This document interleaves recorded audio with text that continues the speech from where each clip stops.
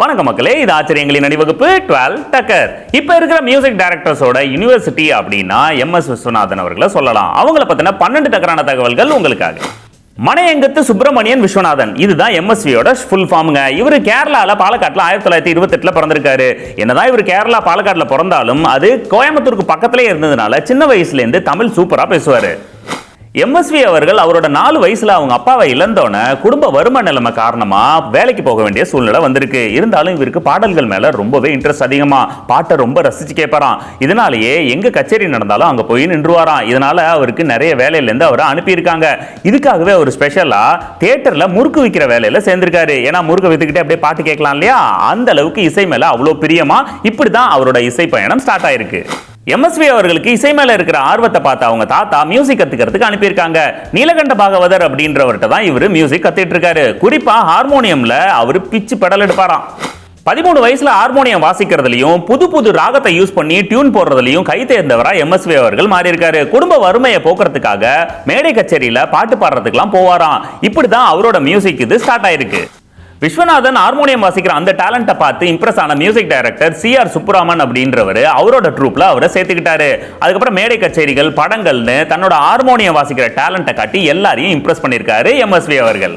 Subraman music ட்ரூப்ல MSV அவர்கள் harmonium வாசிக்கிட்டு இருந்த அந்த காலகட்டத்தில் டி.கே. ராமமூர்த்தி அங்க வந்து வயலின் வாசிக்கிறதுக்கு வந்திருக்காரு. 2 பேரும் க்ளோஸ் ஃப்ரெண்ட்ஸ் ஆயிருக்காங்க. இன்கேஸ் நம்ம பின்னாடி மியூசிக் போடுறதுக்கு மியூசிக் டைரக்டர் ஆனா 2 பேரும் சேர்ந்தே மியூசிக் பண்ணலாம் அப்படின்னு சொல்லி முடிவெடுத்திருக்காங்க. அதுக்கு காலமும் கை கொடுத்தது. விஸ்வநாதன் ராமமூர்த்தி 2 பேரும் தங்களோட ஹார்ட் ஒர்க்னால சுப்புராமனோட பெஸ்ட் அசிஸ்டன்ட் டைரக்டர்ஸா மாறுறாங்க. இவங்க அந்த காலகட்டத்தில் நிறைய படங்களுக்கு ஒர்க் பண்ணிட்டு இருந்திருக்காங்க. அப்போதான் சுப்புராமன் அவர்கள் உடல்நல குறைவுனால இறந்து போறாரு. அப்ப சண்டி ராணி இன்னும் சில படங்களுக்கு பேக்ரவுண்ட் ஸ்கோர் போடாம இருந்திருக்கு. அந்த காலகட்டத்தில் தான் இந்த 2 பேரும் மியூசிக் டைரக்டரா மாறுறாங்க. சுப்ராமன் ஒத்துக்கிட்ட படங்களுக்கு விஸ்வநாதன் ராமமூர்த்தி மியூசிக் போடுறாங்க. அந்த மியூசிக்ல இம்ப்ரெஸ் ஆன அப்போதைய கலைவாணர் என்.எஸ். கிருஷ்ணன் அவர்கள் தான் ப்ரொடியூஸ் பண்ண பணம் அப்படின்ற படத்துல music director by Viswanathan Ramamoorthy அப்படின்னு டைட்டில் கார்டு போட்டு இவங்களுக்கு வாய்ப்பு தராரு. அங்க ஆரம்பிச்சது தான் அதுக்கப்புறம் ஜெட் வேகம் தான்.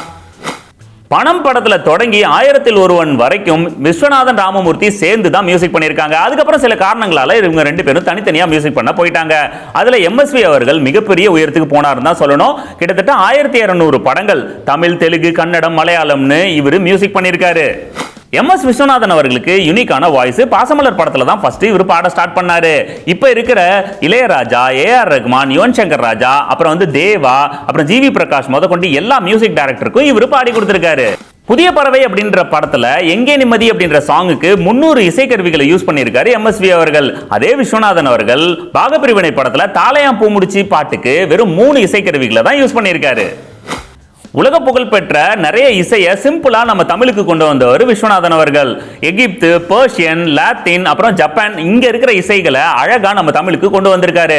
அது மட்டும் இல்லாம இந்தியாலேயே லைவ் கான்சர்ட் பண்ண முதல் மியூசிக் டைரக்டர் நம்ம விஸ்வநாதன் அவர்கள் தான். அதை தாண்டி இவரோட கடைசி காலகட்டத்தில் நிறைய படத்துல நடிச்சு புகழ் பெற்றார்னு சொல்லலாம். ஓகே மக்களே, மீண்டும் சந்திப்போம். இது ஆச்சரியங்களின் அணிவகுப்பு 12 டக்கர் வித் மீ உங்கள் ஜேடி.